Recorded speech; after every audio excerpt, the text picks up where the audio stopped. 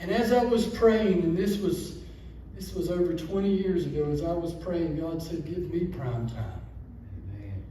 So and back then, there was some of my favorite shows that would come on at those hours.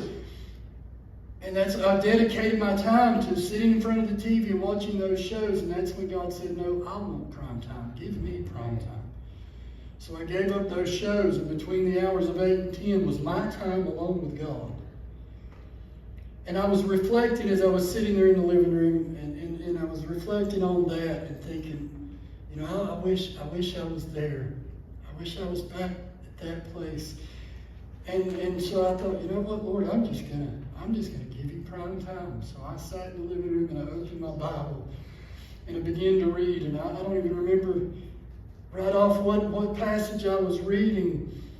I was reading, I think I started maybe in the Gospel of John, and I was reading about John, just about John the Baptist.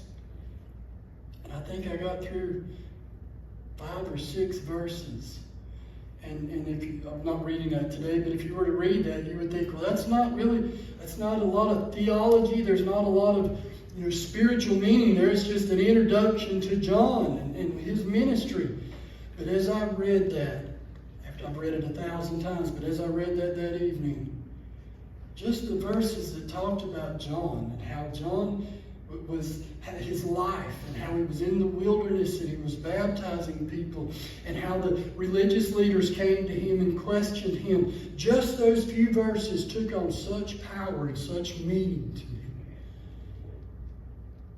me. It was just what God spoke to me just about John being in the wilderness. All it said was he was in the wilderness eating locusts and wild honey. Big deal. How do you find some deep spiritual meaning in that? You ask God. And just John being in the wilderness. And I realized, John wasn't in a church building. John wasn't in the big city. John wasn't in the lights and the glamour. John wasn't in the hustle and bustle. He was out in the wilderness.